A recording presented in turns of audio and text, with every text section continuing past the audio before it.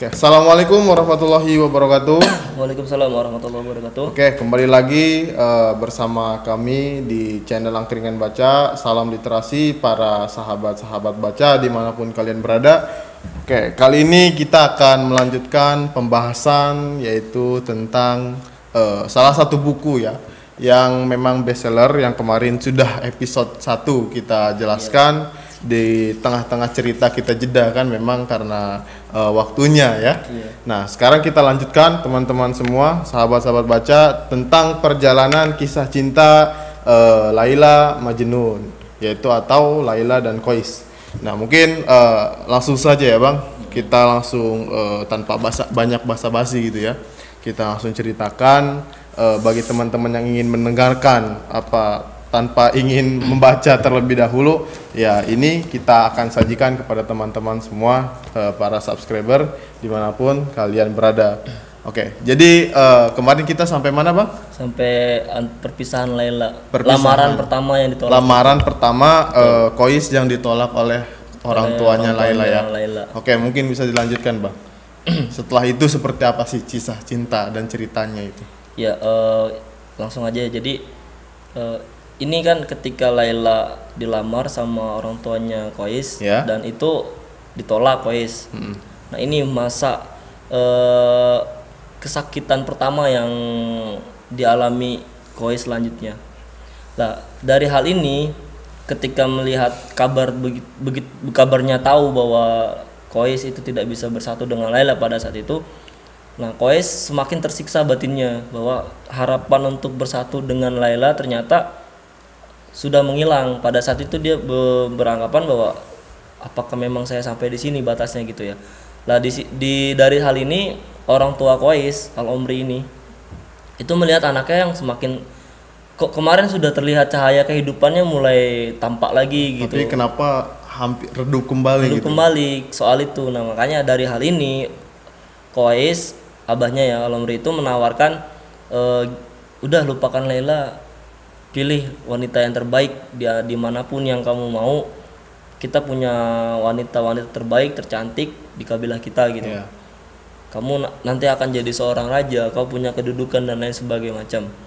Nah tawaran ini malah Qais bukan semakin seneng, artinya itu malah menambah sakit hatinya, mengikis cinta yang ada di hatinya bahwa keinginannya hanya Laila begitu. Dunia seisinya nggak ada apa-apanya kecuali dia nggak peduli dia apapun maupun di dunia ini ada wanita tercantik selain Laila ataupun harta yang dengan kemewahan yang ditawarkan, ya tetap di hatinya itu ya cuma Laila gitu loh. Yang dia inginkan cuma Laila. Cuma gitu. Laila yang diinginkan Qais adalah Laila begitu. Nah di situ tuh ya ketika tawaran itu sudah memuncak, artinya dari pihak keluarga pun gimana caranya gini, coba tawarin ini, nggak mau, pengennya hanya zaman Laila. Akhirnya Qais daripada tersiksa batinnya mendengarkan keluarga yang ingin mengganti kedudukan Laila di hatinya Qais, pada saat itu dia pergi ke suatu lembah untuk untuk merenung sendiri gitu. Artinya menghabiskan waktu dengan menyendiri dan membacakan syair untuk Laila dan menyebut nama-namanya Laila gitu. Nah karena apa? Karena kalau udah cintanya dengan Laila, dunia seisinya nggak ada rasa apapun. Dengan kesendiriannya bersama cintanya kepada Laila itu sudah menjadi hal yang asik begitu bagi Qais. Akhirnya dia pindah ke lembah kayak gitu. Nah di lembah itu ada seorang musafir ya. Ini kalau di buku ini namanya Noval sahabatnya. Musafir namanya Noval di dalam buku ini. Dan dia menghampiri Qais ya. Iya, pada saat itu mungkin kebetulan lewat lembah dan melihat ada sosok Qais yang sedang termenung sambil berkata syairnya dengan indah.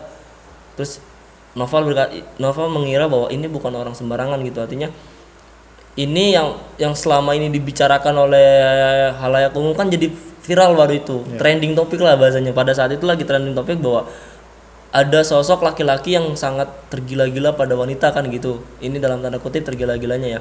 Nah di situ Noval itu melihat bahwa saya ketemu sosoknya, ketemulah dia berdua itu dan Qais membacakan syairnya itu berulang-ulang dibacakan syairnya. Terus Noval itu jalan lagi ke sana, terus jalan kan emang dia musafir tujuannya itu seorang musafir sampai dia di perkarangan rumah Laila, di belakang rumahnya Laila itu, dan dia melihat seorang sosok gadis yang cantik, jelita, yang anggun, tapi tidak melihat tanda-tanda kebahagiaan dalam wajahnya beliau. Sedih ya Kois ya terlihatnya. Laila itu terlihat termenung sedih. Nah di situ Kois si Noval itu bertanya kepada wanita itu, kenapa, apa yang membuatmu ini tersedih? Itu ada syairnya juga. Laila mengatakan syair juga. Nanti syairnya ada di buku ini, bisa di episode. Gue sebentar ya, gue mau nanya ya terkait masalah cintanya Kois dan Laila ini kan selalu diwakili dengan sairan-sairan. Jika kita tarik dengan konteks problematika saat ini gitu loh, seperti apa gitu pandangan ketika seorang pemuda mencintai seorang wanita, apakah masih bisa untuk membuat sairan atau sairan yang konteks zaman sekarang tuh seperti apa coba menurut lu? Apakah lagu-lagu kita membuat lagu, karangan-karangan lagu, terus kita tuju kepada seseorang yang kita sayang? Kalau ini kan gini ya, kalau untuk masalah syair kan kenanya di sastra ya. Sastra. Mungkin yang seni ya? lebih berkompeten menjawab soal sastra itu kan anak-anak seni, orang-orang sastra.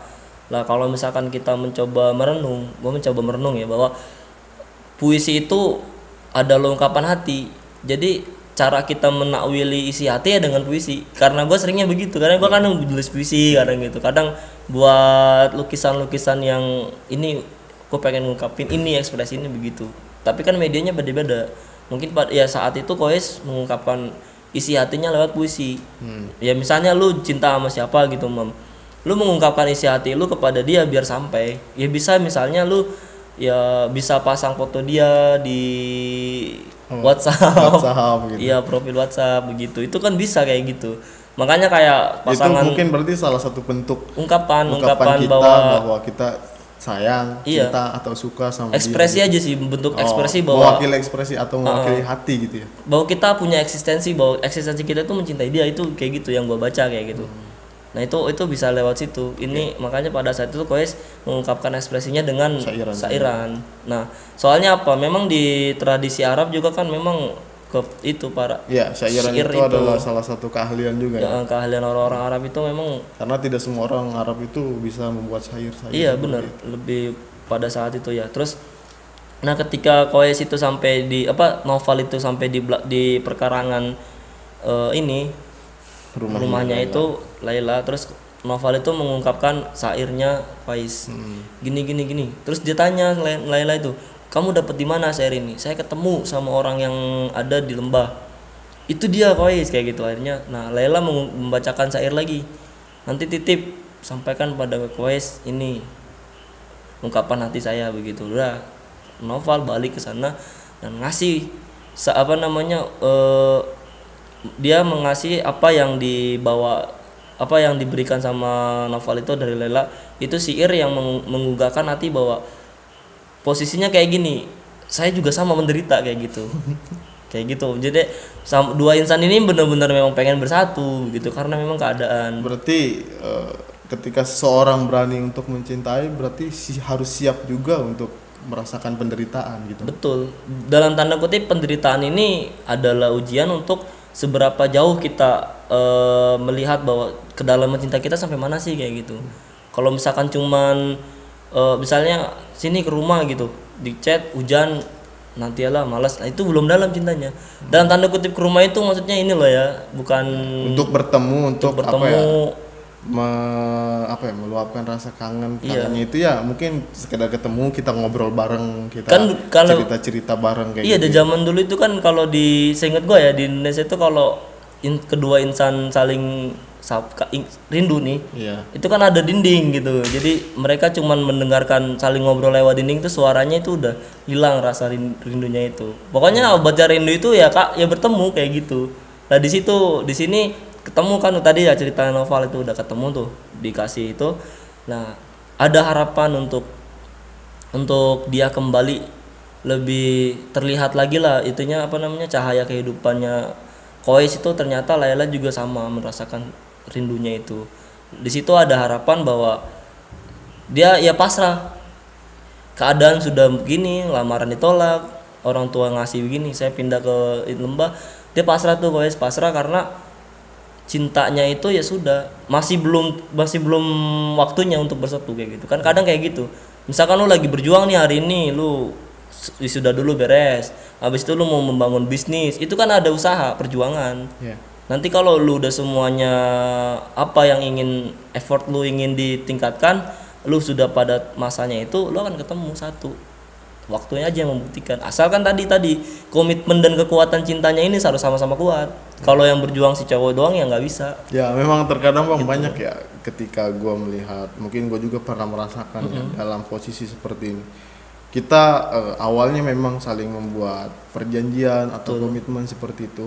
Tetapi terkadang ketika di pertengahan jalan gitu loh, pertengahan jalan kisah cinta antara dua insan yang berbeda ini, pasti ada salah satu yang memang merasa kayak jenuh gitu, udah merasa bosan gitu loh dengan pasangannya. Makanya dari itu terkadang nggak sedikit apa ya, orang-orang itu ya berjuang sendiri gitu loh. Banyak gua kayak melihat hal-hal seperti itu loh. Lah justru malah ketika ditimpa banyak ujian dan cobaan, itu semakin kencang kekuatan cinta.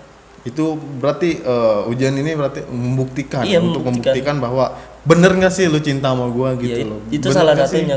Kalau misalkan ngebaca ceritanya Koes itu kan karena dia ujiannya terus, maka dia ya itu tadi semakin kuat cintanya, rindunya semakin yakin. Gitu. Terus selanjutnya, nah ini udah pada posisi ini ya. Akhirnya dari sahabat Noval ini, sahabatnya si Koes, itu punya inisiatif ya. Gua baca di sini tuh, bagaimana kalau saya yang melamarkan sana untukmu begitu, dengan tanda kutip saya yang akan melobi keluarganya sana gitu. Kalau nggak bisa juga gimana, kita perang begitu. Ini sampai perang, ada ceritanya sampai perang. Jadi udah di situ. Nah Koes itu ada Satu cahaya lagi hidup. Akhirnya dia mau merawat dirinya sampai badannya yang kurus itu sampai berisi lagi gitu. Artinya semangat lah, wes mau nikah kayak gitu.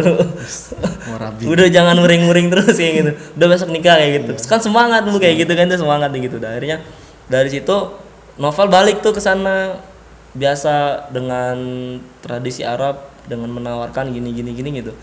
Nah ternyata menolak, keluarganya Laila nolak tawaran itu. Ya sudah, perang kan, karena keputusannya kalau nolak kita perang gitu. Kalau misalkan saya kalah, udah kamu harus melupakan Laila kayak gitu ke si itu dari keluarganya Noval.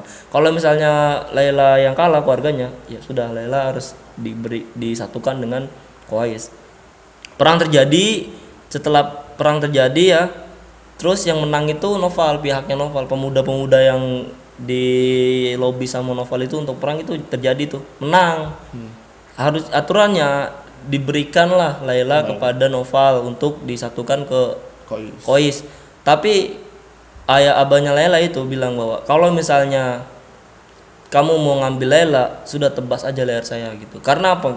Masa suku yang kobilanya Laila itu terhormat, terpandang, masa kalah sama anak muda yang begitu kayak gitu. Ibaratnya nggak begitu. Musafir gitu. Iya, masa sekelas gini kok kita kalah gitu. Udah mati aja lah gue kayak gitu kan. Kehormatan orang Arab kan dijunjung tinggi gitu. Akhirnya dari gitu, nanti kalau saya tebas lehernya, nanti kobila saya makin parah, makin acak-acakan. Akhirnya sudah nggak bisa deh kayak gitu. Akhirnya balik lagi tuh Noval ke Koes. Gimana hasilnya? Nihil kayak gitu. Gitu udah hampir menang kita kayak gitu. Kok bisa? Ya karena masa kayak gini persyaratannya, kalau misalnya lu ngambil Laila, gue harus tebas dia. Nggak mau lah, keluarga gue juga nanti malah perangnya parah. Terus di situ Koes punya dugaan bahwa katanya kamu sahabat saya begitu. Akhirnya ya udah Koes balik lagi ke sana. Artinya tidak ada yang bisa dipercaya gitu. Ibaratnya maupun sahabat maupun keluarga kok pada kayak gini gitu. Nggak ada yang nolongin gua kayak gitu posisinya. Akhirnya dia ke sana lagi. Artinya dari posisi itu Koes sudah menganggap bahwa dunia itu sudah tidak ada rasanya. Mau keluarga, mau sahabat, malah kita berurusan dengan sahabat, dengan keluarga itu malah jadi hambatan untuk kita cinta pada Laila kan gitu. Kata-kata Koes. Akhirnya dia kembali lagi ke Lembah. Udah tuh nggak jadilah pada saat ini, dua kali lamaran kan gagal. Terus yang berikutnya ada Laila itu duduk di perkarangan rumah. Ini nama orangnya itu dari ini namanya Ibnu Asyad. Ibnu Asyad ini, yang Ibnu Asyad ini eh, ci- cinta sama Laila. Ketika ngeliat Laila lagi duduk itu terlihat wajahnya cantik, dan akhirnya dia cinta dan dia nawarlah Laila kepada orang tuanya. Itu orang terhebat, pemuda terpercaya, pemuda yang memiliki keilmuan yang matang di situ. Maksudnya untuk melamar si Laila itu.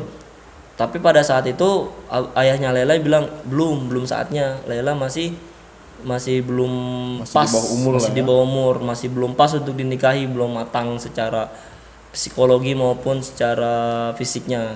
Kayak gitu. Akhirnya sudah anda nunggu nih. Nah, lama kelamaan waktu sudah ditetapkan, akhirnya lamaran itu terjadi lamaran itu. Laila nikah sama Ibnu Asyad ini ya. Terus kabar ini nyampe ke Kois, makin hancur dia. Apakah kau seperti itu Laila, melupakanku ya gitu. Siap. Bukankah cinta memberikan kita ketenangan dan kebahagiaan ya gitu. Tapi memberikan luka. Iya, itu pandangan Kois pada saat itu. Terus Noval ini kan dia sering jalan-jalan terus tuh ya, emang musafir kan. Kesana lah dia menceritakan kabar Kois sesungguhnya.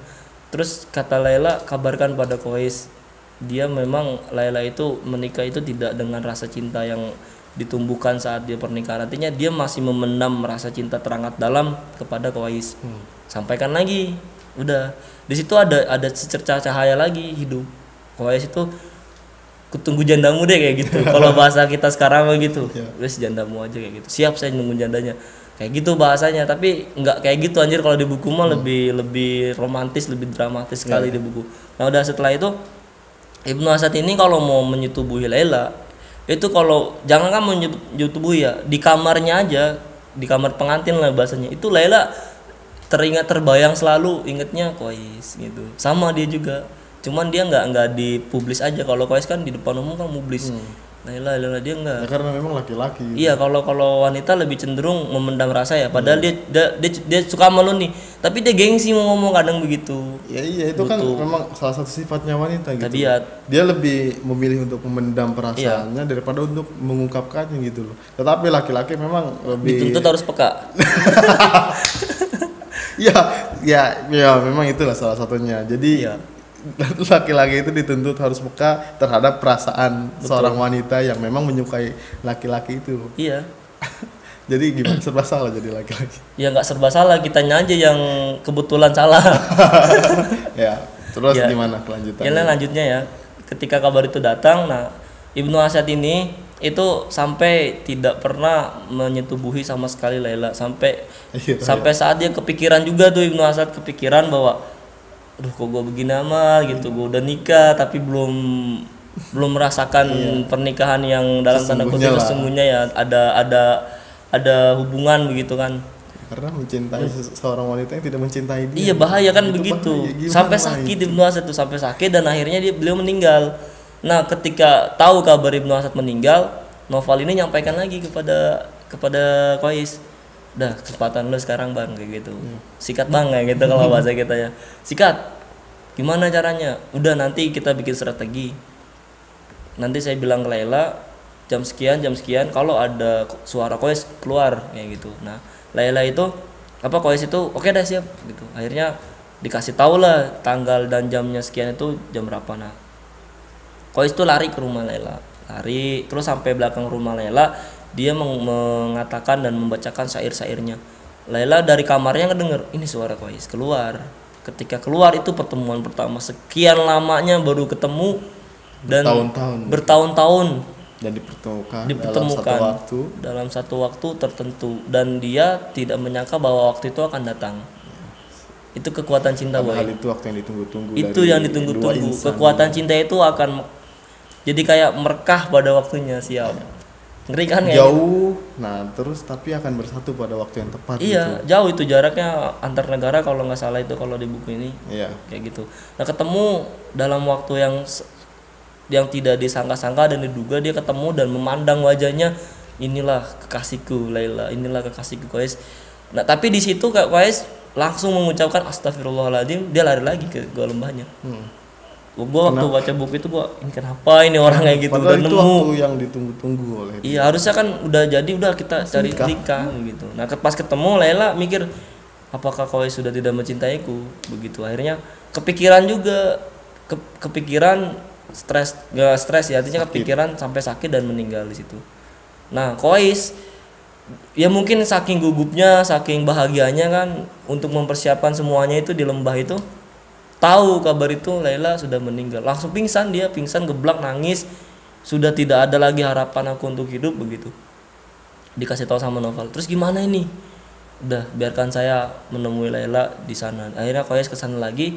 Nah di setiap hari sampai di sana itu kan di makamnya Laila, Kois di sampingnya itu selalu membacakan syair juga. Syair Sampai Kois meninggal di situ posisinya. Jadi tempat tempatnya yang tadinya di lembah pindah ke makamnya Laila. Meninggal juga. Ketika meninggal mereka dikuburkan bareng di situ bersama, dan cerita selesai di situ. Mereka meninggal. Ini kan dikira sad endingnya, loh kok kayak gini akhirnya. Tapi ketika pas di buku ini di akhirnya ada diceritakan bahwa Noval itu mimpi bahwa Laila dengan Majnun itu menikah di surga dan mereka abadi. Kekuatan cintanya lebih kekal. Dan mereka bahagia. Bahagia, tidak ada lagi orang yang menghalangi untuk bertemu, tidak ada lagi, dan itu adalah bentuk cinta yang Abadi. Ya abadi dan hakiki juga halal kayak gitu kan bahasanya. Jadi udah tidak ada lagi ya, terserah, udah kekal gitu. Berarti di dunia ini memang ujian cintanya buat mereka berdua gitu. Betul. Dan hasilnya hakikatnya setelah meninggal. Dan ada juga riwayat yang mengatakan mereka ketika bertemu mereka menikah dan akhirnya meninggal. Begitu. Oke. Jadi ini kan udah selesai kan ceritanya sampai sini, dan ceritanya itu happy ending ya. Akhirnya. Nah, terus kesimpulan lu nih buat para teman-teman sahabat baca, sahabat literasi yang mungkin menonton gitu ya. Dari kisah ini apa yang dapat kita ambil gitu dalam mengaplikasikan di dunia nyata ketika kita mencintai seorang wanita atau seorang laki-laki. Betul. Gini, kan di episode sebelumnya kita pernah nyinggung ya, cintailah cinta itu sendiri. Cinta itu tidak ada simbol untuk mewakili maknanya gitu kan. Lah ini gue memaknai bahwa inilah cinta, mencintai cinta itu sendiri. Artinya kalau misalkan cinta itu diungkapkan dengan rasa bahwa kayak gini, kalau misalnya diungkapkan misalkan ya, gue udah berjuang, cinta itu perjuangan, gue berjuang nih, gue berjuang A B C D, gue mau ngelamar lu 2 kali gagal. Itu nanti kalau misalkan Koes tidak yakin dengan apa yang diyakininya bahwa cintanya kuat, dimaknai sebagai perjuangan, dia akan nyerah di lamaran pertama aja udah, yaudahlah gue ditolak aja kayak gitu, udah gue cari yang lain lah, skip. Banyak yang lebih cantik kan kayak gitu. Iya, banyak memang seperti itu. Kalau cinta dimaknai dengan simbol yang untuk menjawabkan, ada yang teman-teman kan nanya ya, kalau misalkan cinta dimaknai dengan tidak ada simbol untuk memaknainya, lalu untuk bagaimana cara kita mengungkapkannya? Nah, cara mengungkapkan kita kan sebagai manusia kan bentuk simbol dengan bunga tadi makanya ada simbol, taraf simbolnya ada. Simbol yang diucapkan sama Koes kan bentuk dari sastra, itu kan simbol, ada maknanya kan di dalamnya. Tapi itu cuman mewakili covernya aja begitu, tidak mewakili hakikat cintanya Koes begitu. Makanya dia bertahan sampai meninggal, sampai abadi. Lah abadi ini nembus di atas cinta itu. Jadi mencintai cinta itu sendiri. Kata itu sendirinya cinta yang abadi, kekal begitu. Itu ya jadi kalau misalkan kita mau ngambil pelajaran, kalau emang lu mencintai seorang wanita atau mencintai siapapun dalam hidup lu, udah habiskan aja cintanya. Artinya bener-bener kita mencintai dia dengan sepenuh tanpa ada perhitungan. Kalau lu misalnya gue cinta sama lu, gue udah ngelakuin ini buat lu, tapi lu nggak menghargai, itu bukan cinta, itu kalkulasi kan gitu. Berarti ketika kita mencintai seorang, ya udah kita sepenuh hati dengan rasa ikhlas gitu loh. Tidak melihat apa perjuangan kita, sebesar apapun perjuangan kita, pengorbanan kita untuk dia, ya udah ketika dia memang tidak membalas cinta kita, ya udah. Betul. Kita tidak merasa tersakiti, kita tidak merasa dirugikan gitu loh. Karena kita berani untuk mencintai dia, dan kita juga mungkin siap untuk merasakan penderitaan. Betul. Dan ini bisa dapat pelajaran bahwa Koes itu ketika diajak umroh sama ayahnya di depan Ka'bah Baitullah, dia menyebutkan nama itu dan memasrahkan itu.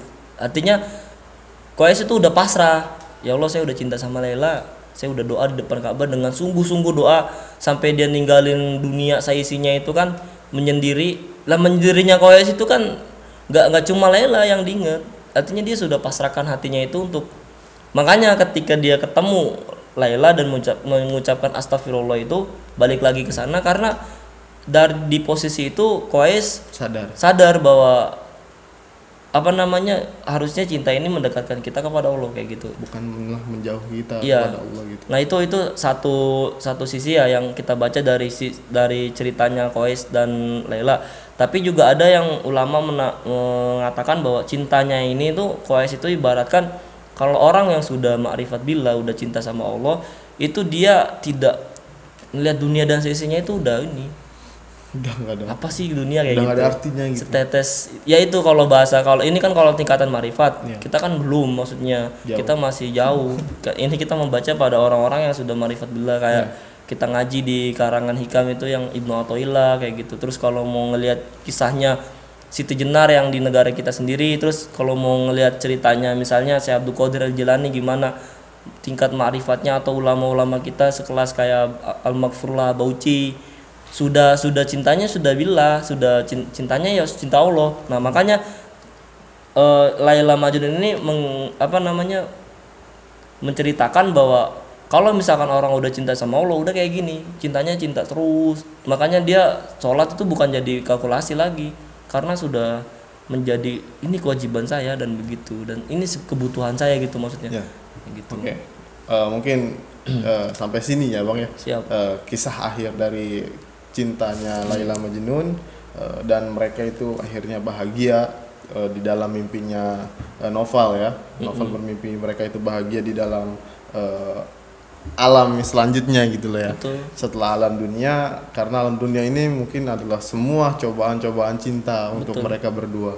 Jadi ketika saya juga ingat di dalam hikam itu pernah beliau ya Abah menjelaskan tentang tidak ada dua cinta dalam satu dunia, tapi hanya ada satu cinta di dalam satu dunia, yaitu cinta kepada Allah Subhanahu wa Ta'ala. Mungkin itu ya mungkin malam ini yang bisa kita sampaikan, jelaskan terkait buku ini kepada teman-teman semua, sahabat-sahabat baca dan literasi. Jika memang ada kurang jelas atau kurang berkenan di hati teman-teman, bisa tulis komentar terkait masalah tanggapan dari kami, yaitu kurang lebihnya kami mohon maaf. Assalamualaikum warahmatullahi wabarakatuh. Waalaikumsalam warahmatullahi wabarakatuh. Salam baca. Siap. Siap. Oke. Kalau Abah salam ngaji, kita salam baca. Iya. Iya.